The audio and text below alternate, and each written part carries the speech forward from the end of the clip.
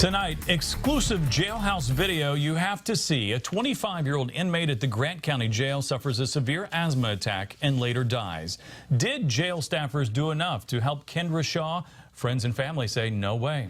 Our Call 6 investigators fought to get documents and video showing what really happened to Kendra Shaw.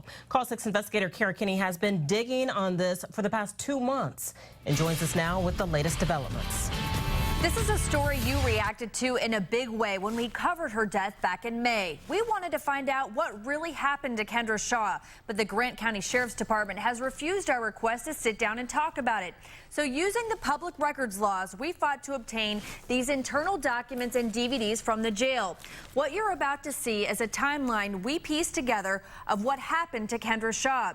You might find the video disturbing, but her friends and family say they want this video out there so people really know what happened inside the jail. Natalie Gann and Sienna Messler, two of Kendra Shaw's best friends. The photos still on their cell phones show the 25-year-old smiling and full of life. She was always happy, always smiling. But jailhouse videos obtained by the Call 6 investigators show Kendra Shaw in a much different state.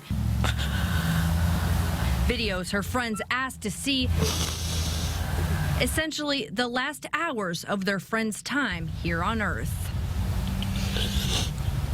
Kendra Shaw had a history of asthma and had recently gotten into drugs. She was arrested March 24th for probation violation and theft and taken to the Grant County Jail. Everybody makes mistakes. On May 5th at 10:30 a.m., Kendra tells jail staff she's having an asthma attack and can't breathe. Via wheelchair, Kendra visits the nurse. The jail's timestamps are off due to a power outage, so we're adding our own. The next day, May 6th, Kendra's husband brings in her breathing machine and medication, and Kendra agrees to daily breathing treatments in a room called the barber shop. This video shows her leaving for a breathing treatment at around 8:30 that night. 20 minutes later, Kendra calls her mother and says she's still having trouble breathing. Jail documents say Kendra feels the nurse does not take her seriously and treats her like an idiot. 6 hours later, 3:33 in the morning, Kendra tells jail staff she's having an asthma attack. She couldn't breathe. You can see it in her face. 9 minutes later, 3:42 a.m., officers walk Kendra into the barber shop, a room we're told has no camera. An officer calls the doctor, who says to give Kendra breathing treatments.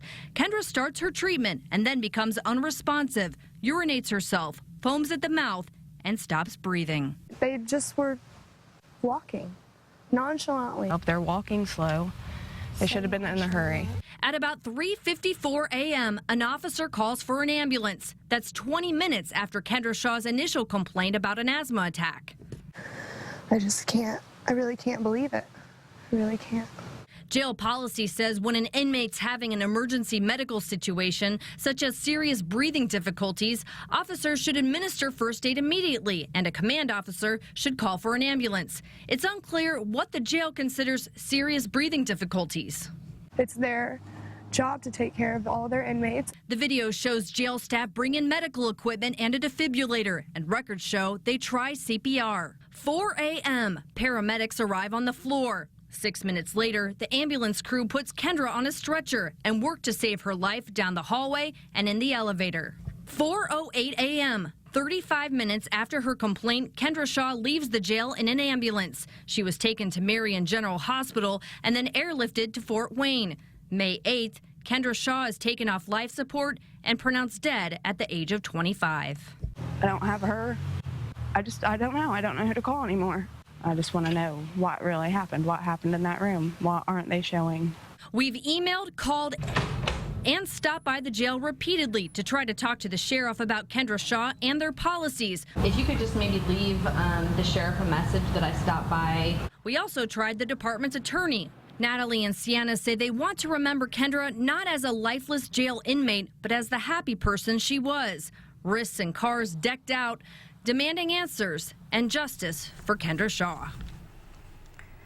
Kendra's mother has filed a tort claim against the Grant County Jail, notifying them of her intent to sue for negligence. The Sheriff's Department attorney says they can't talk because of pending litigation. However, the local paper in Marion quoted Sheriff Daryl Heimlich as saying his jail staff did nothing wrong and that the situation was handled correctly. I'm Call 6 investigator Kendra Shaw.